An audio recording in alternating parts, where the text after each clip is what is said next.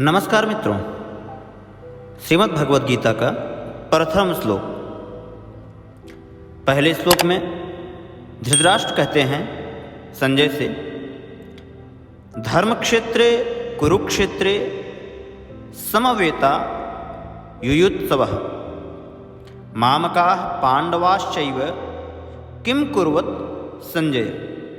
अर्थात, हे संजय, धर्म क्षेत्र कुरुक्षेत्र में इकट्ठे हुए युद्ध की कामना से, युद्ध की इच्छा को लेकर के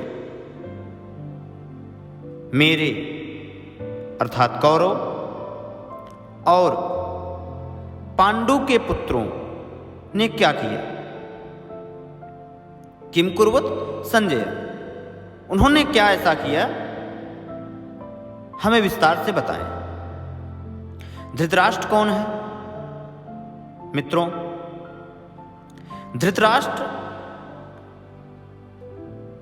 अज्ञान, जो कि अंधा है, जिसे कुछ दिखाई नहीं पड़ता,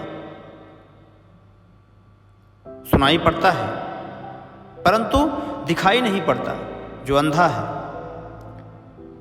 हमारे जीवन में हमारी अज्ञानता ही धृतराष्ट्र का प्रतिरूप होती है। और संजय कौन है, जिसे महल में बैठे बैठे युद्ध स्थान की सारी चीजें दिखाई दे रही हैं। संजय अर्थात संयम, जो मनुष्य का, हम आप में संयम का प्रतिरूप होता है, अज्ञानता को दूर करने का प्रतिरूप होता है। वह सुनता है, समझता है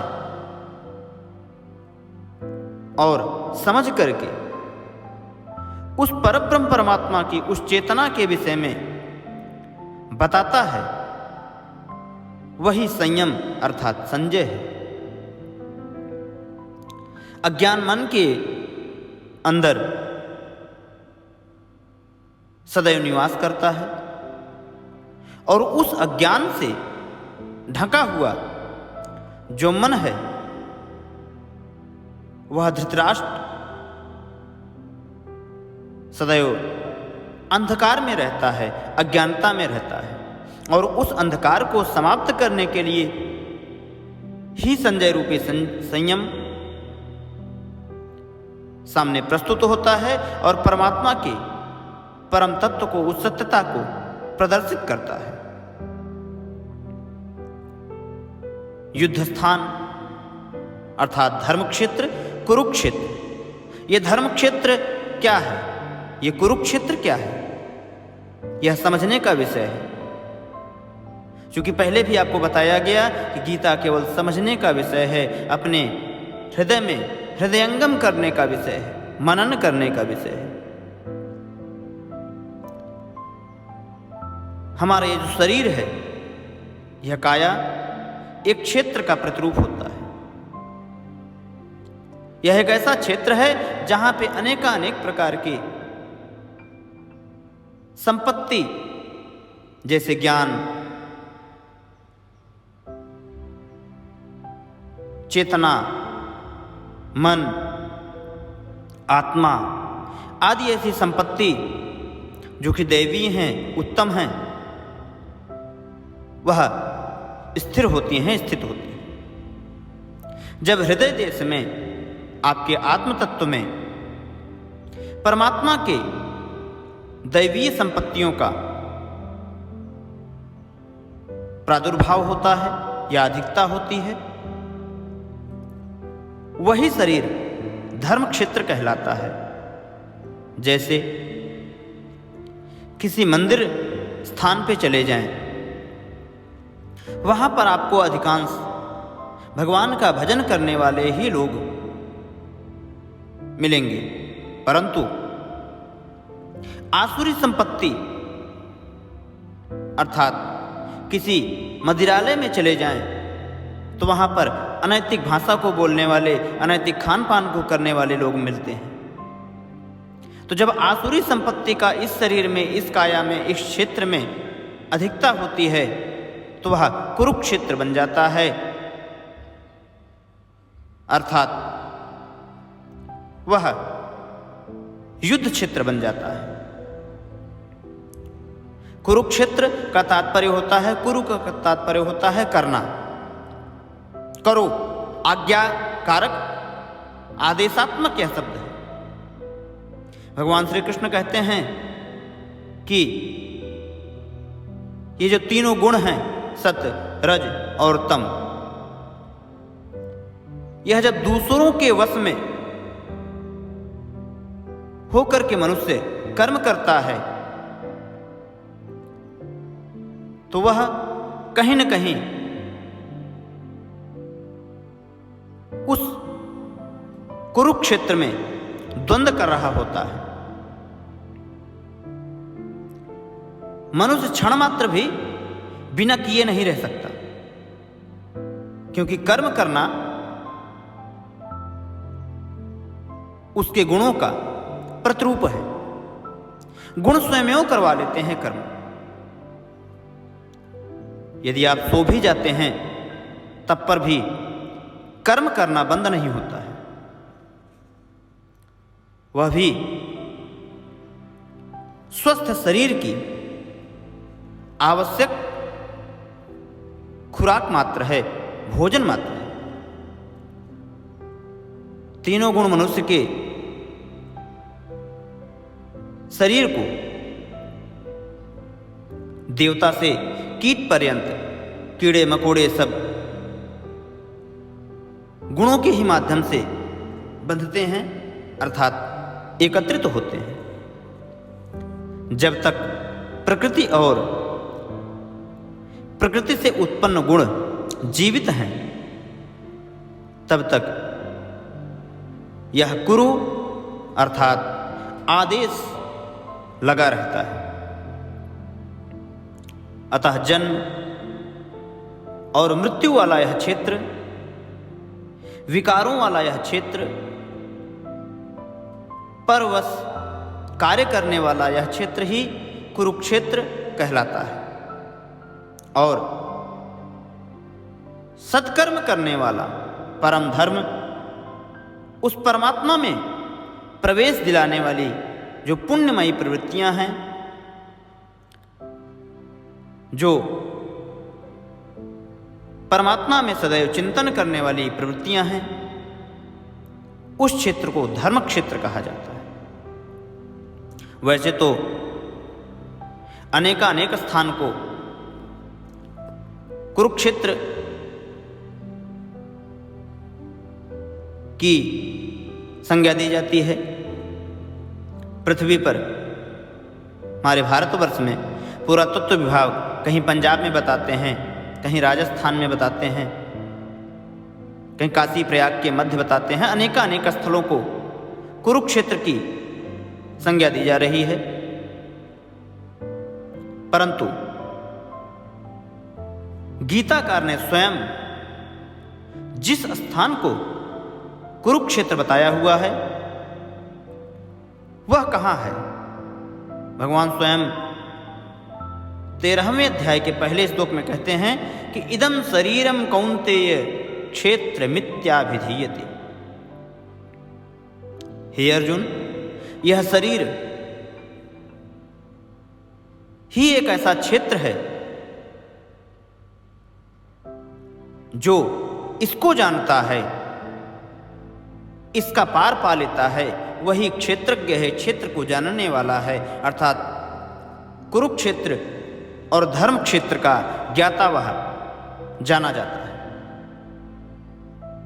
आगे उन्होंने, भगवान श्री कृष्ण ने क्षेत्र का विस्तार भी बताया। ऐसा क्षेत्र जिसमें 10 इंद्रियां, मन, बुद्धि, अहंकार, 5 विकार और 3 गुणों का वर्णन है, ऐसा क्षेत्र ही कुरुक्षेत्र अथवा धर्म क्षेत्र कहलाता है। शरीर ही यह क्षेत्र है, यह एक प्रतिरूप में है। इसमें लड़ने वाली प्रवृत्तियां दो हैं, एक दैवी संपत्ति और एक आसुरी संपत्ति। दैवी संपत्ति क्या है? जो सत्कर्म के प्रति अनवरत प्रयासरत रहे, वह दैवी संपत्ति है। और जो दुष्कर्म, जो विजातीय प्रवृत्तियां हैं, अनैतिक प्रवृत्तियां हैं, अनैतिक कार्य करने वाले हैं, वे आसुरी संपत्ति कहलाती हैं। पांडु की संतान अर्थात पांडव दैवी संपत्ति के प्रतिरूप, धृतराष्ट्र की संतान अर्थात कौरव आसुरी संपत्ति के प्रतिरूप समझना चाहिए। अनुभवी महापुरुष की शरण में जाने पर, योग्य संत के, योग्य व्यक्ति के, ज्ञानी के शरणागत लेने पर इन दोनों प्रवृत्तियों के संघर्ष का जो प्रतिरूप होता है वह प्रस्तुत हो पाता है। तब हमें ज्ञात होता है कि ये प्रवृत्तियां कैसी हैं और हमें किस प्रकार से प्रभावित करती हैं। यह सामान्य संघर्ष नहीं है, यह क्षेत्र और क्षेत्रज्ञ का संघर्ष है, अर्थात आपके शरीर का और आपके शरीर को जानने का संघर्ष है। और यही वास्तविक युद्ध है आपके जीवन का। युद्धों से तो, लड़ाई झगड़ों से तो इतिहास भरा पड़ा हुआ है, किंतु उनमें जीतने वालों को भी शाश्वत विजय अर्थात पूर्ण विजय नहीं प्राप्त होती। सदैव के लिए कोई विजय प्राप्त नहीं होती। आज हमारा किसी से युद्ध हुआ, हमने उसको हरा दिया, तो कल किसी और से होगा।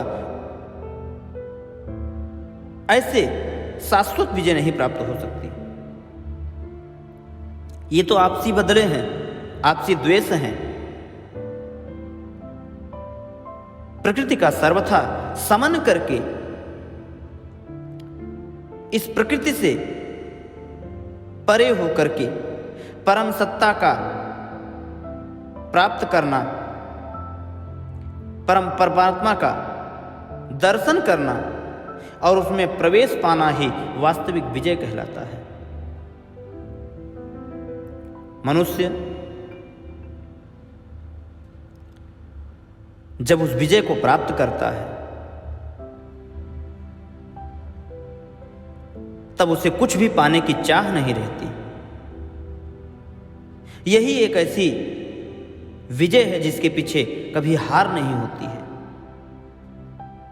इसी को मुक्ति कहा जाता है, जिसके पीछे जन्म मृत्यु का कोई बंधन नहीं होता है। इस प्रकार अज्ञान से आच्छादित, अज्ञान से भरे हुए प्रत्येक मन संयम के द्वारा जाना जा सकता है। संयम के माध्यम से उस मन को रोका जा सकता है कि क्षेत्र और क्षेत्रज्ञ के युद्ध में क्या हुआ। अब जैसा जिसके संयम का उत्थान है, वैसे वैसे उसकी दृष्टि आती जाएगी। धृतराष्ट्र अर्थात अज्ञानता ने जब प्रश्न किया संजय अर्थात संयम से, किम कुर्वत संजय, क्या कर रहे हैं उस क्षेत्र में, तो उस संयम का सही